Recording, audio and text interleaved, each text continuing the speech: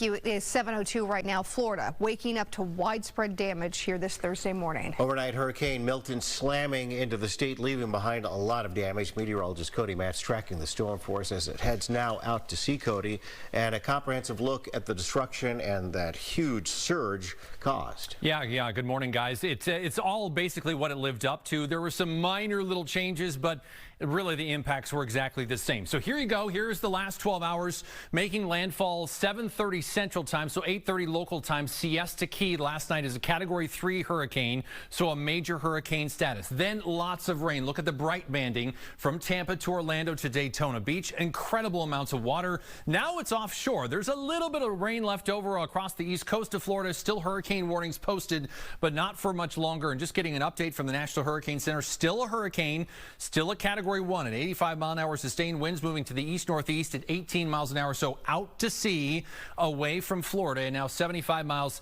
east of Cape Canaveral at the moment. You can see just a little bit of rain left over, but still plenty of gusty conditions across the state. And check out the rainfall totals. A lot of times, for rightfully so, we focus on the storm surge. We focus on the really strong winds. Storm surge topping 10 feet in Sarasota, but we kind of forget, so to speak, about the heavy rain.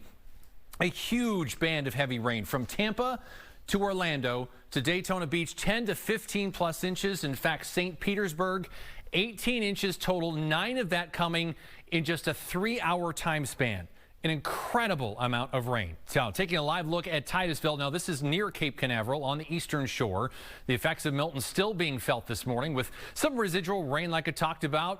Substantially calmer than it was, but still have some gusty conditions as the storm continues to press away. This is what it looked like in St. Petersburg, one of the hardest hit areas.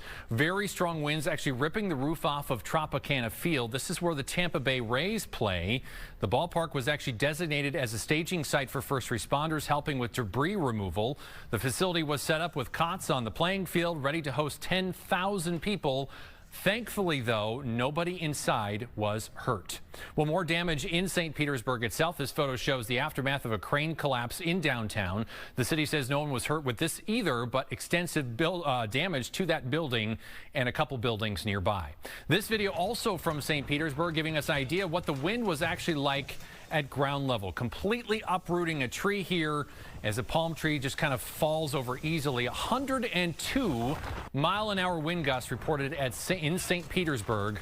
So certainly the winds living up to all that they were supposed to be. Now, winds playing a part in widespread power outages, obviously, as well. The deep red color, central part of the state, means 100% of the customers in that county are without power.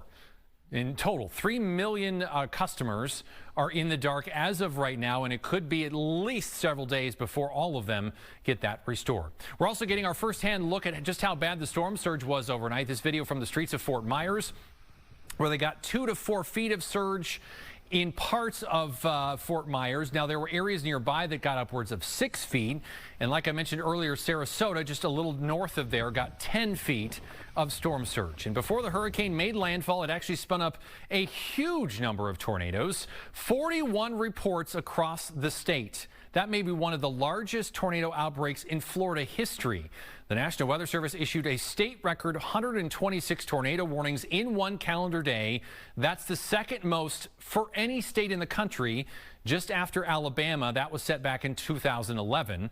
The NWS will be surveying all the damage to get the official count, of course, confirmed on how many of those tornadoes were actually formed. Obviously, it's going to take some time because, of course, you have all the damage left over and travel and, you know, that whole shebang. Now, as the sun continues rising in the state of Florida and residents are able to kind of begin moving around and picking up the pieces, we'll get a better idea of the extent of the damage across the state.